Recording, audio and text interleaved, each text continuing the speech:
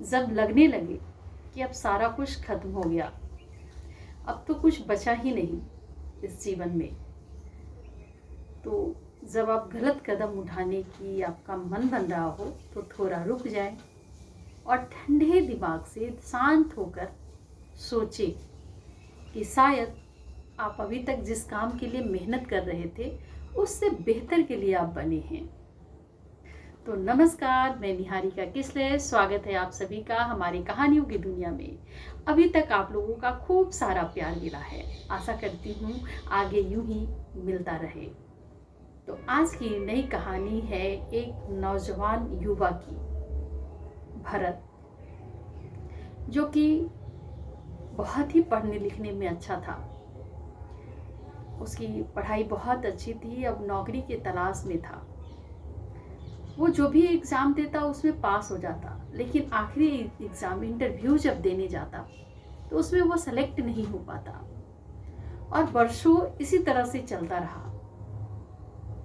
अब वो थक चुका था, अब उसे जीने की इच्छा नहीं हो रही थी। अब लग रहा था कि मैं तो बिल्कुल बेकार हूँ, किसी काम का नहीं हूँ, अब मुझे जीने का कोई हक नहीं। और पूरे दिन इसी इधर उधर बुन में परेशान टेंशन में रहा और शाम होते ही वो निकल पड़ा। ट्रेन की पटरियों पे अंधेरा था, धुंधला था, ट्रेन उधर से आ रही थी और ये सोचता हुआ जा रहा था कि बस अब मुझे नहीं जीना, मेरा जीवन व्यर्थ है। तभी अचानक से उसे पीछे से एक महात्मा जी आते हैं और उसे पटरी से खींच लेते हैं। तब वो पीछे मुड़ के देखता है झटके में और कहता है, बाबा आपने मुझे क्यों बचाया? वैसे इस संसार में मेरे जीने का कोई मतलब नहीं है, कोई हक नहीं है मेरे जीने का, मुझे मरने दो। तो बाबा बड़े ही शांत होकर कहते हैं, बेटा पहले शांत हो जा और तुम मेरे साथ चल, बस तुम अपने जीवन का 1 महीना मुझे दे दे, उसके बाद तेरी जो मर्जी हो वो तुम कर देना। और महात्मा जी भरत को अपने साथ लेके जाते हैं, अपने साथ लेके जाते हैं और उसे बोलते हैं कि 1 महीना तुम्हें देना है अपना, और मैं जो बोलूँगा वो तुम्हें करना होगा। बोले कि ये महीने का पहला सप्ताह, उसमें तुम्हें एक गरीब बच्चों को पढ़ाना है। एक स्कूल भेजा जहाँ की गरीब बच्चे आते हैं, उन्हें तुम्हें जाके शिक्षा देनी है, तुम तो बहुत पढ़े लिखे हो। वो गुरु जी का बात मान के, महात्मा जी का बात मान के वो चला जाता है। वहाँ देखता है कि जब बच्चों को समझाता है तो बच्चे बहुत खुश होते हैं और उनका बहुत इज्जत करता है भरत का। बोलता है, आपका समझाने का तरीका बहुत अच्छा है, आप बहुत अच्छा पढ़ाते हो। 1 सप्ताह कैसे बीतता है भरत को पता नहीं चलता है। फिर जब दूसरा सप्ताह आता है तो महात्मा जी कहते हैं कि अब दूसरे सप्ताह में पास में एक वृद्धा आश्रम है, वहां जाना है और वहां जाकर बुजुर्गों की सेवा करनी है। भरत खुशी खुशी वहां जाता है। जब वहां जाता है तो एक वृद्ध लेडी थी जो उनसे आके गले लगती हैं और कहती हैं, बेटा तुम्हें देख के ऐसा लग रहा है जैसे मेरा खोया हुआ बेटा मिल गया। और उनके चेहरे की खुशी और आंखों की चमक देखकर भरत को बहुत अच्छा लगा। 1 सप्ताह का टास्क मिला था उसे वृद्धाश्रम जाने का। भरत बहुत अच्छा लगता है, पहले दिन ही इतना अच्छा लगता है जैसे लगता है कि वो किसी के लिए बहुत अच्छा काम कर रहा है और बहुत खुश होता है इस काम से। और ये सप्ताह भी, दूसरा सप्ताह भी कैसे बीत जाता है भरत को पता नहीं चलता। फिर आता है तीसरा सप्ताह, तब महात्मा जी हैं जो कहते हैं कि तुम्हें मजदूरों के साथ रहना है इस सप्ताह। भरत थोड़ा संकुचाता है मजदूरों के साथ, क्योंकि वो उसका टारगेट बहुत बड़ा था। वो एक अच्छा एग्ज़ाम का तैयारी ऑफिसर्स लेवल का कर रहा था और आज उसे महात्मा जी कह रहे थे कि मजदूरों के साथ रहना है।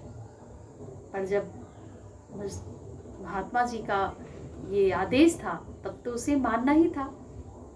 भरत जाता है मजदूरों के साथ, धूप में कड़ी मेहनत करना पड़ता है, पर फिर भी देखता है कि मजदूर काम करने के बाद भी खुश हैं और रात को खा पी के अच्छी नींद ले रहे हैं।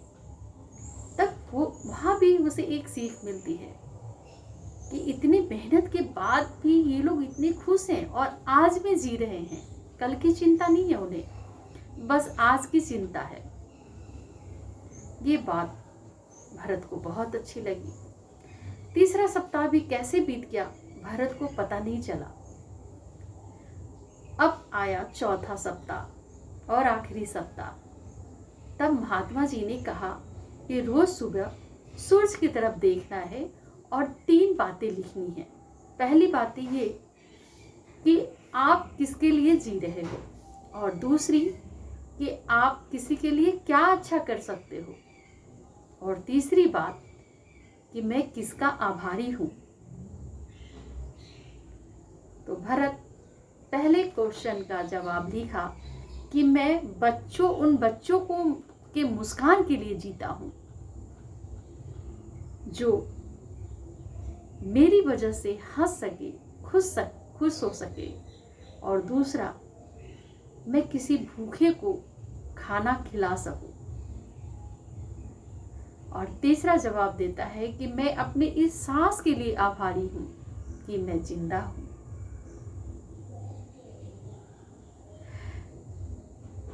ये महीना कैसे बीता भरत को पता ही नहीं चला। तब महात्मा जी उसे अपने पास बुलाते हैं और कहते हैं कि अब तुम्हारा 1 महीना पूरा हो गया, अब चलो तुम्हें वहीं पे उस ट्रेन की पटरी पे छोड़ दे जहां से मैं तुम्हें लेके आया था। तब भरत गुरुजी को चरण पकड़ने लगता है और बोलने लगता है, गुरुजी मुझे माफ कर दो, मैं अपने जीवन का रहस्य समझ ही नहीं पाया कि मेरा जीवन का उद्देश्य क्या है।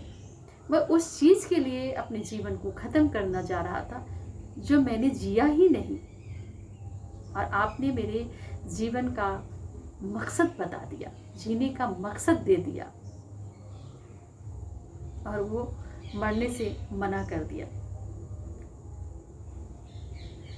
तो ये कहानी बस इतनी ही है, बस। लेकिन इसकी सीख यही है कि जब आप हार जाओ, जो आप कर रहे हो हर जगह से हार जाओ, तो घबराओ नहीं, बल्कि शांत हो जाओ और शांत होकर सोचो कि शायद जो नहीं मिला उससे कहीं बेहतर मुझे मिलने वाला है, और शायद मैं इस चीज के लिए बना ही नहीं, शायद इससे बेहतर चीज के लिए बना हूं। तो जो भरत दिया लोगों को चेहरे की खुशी, वो शायद वो जॉब में नहीं पा पाता जिसके लिए वो परिश्रम कर रहा था। तो हार जाने से पहले किसी की मुस्कान बनो। देखो शायद तुम्हारा किसी और के जीवन के लिए बना हो, किसी और की जीवन जीने की वजह बन सकती है तुम्हारी जिंदगी। तो खुद को मिटाने से पहले एक बार जरूर सोचना। तो ये है मेरी छोटी सी कहानी आपको कैसी लगी जरूर बताएं। फिर मिलते हैं हम अगली कहानी के साथ।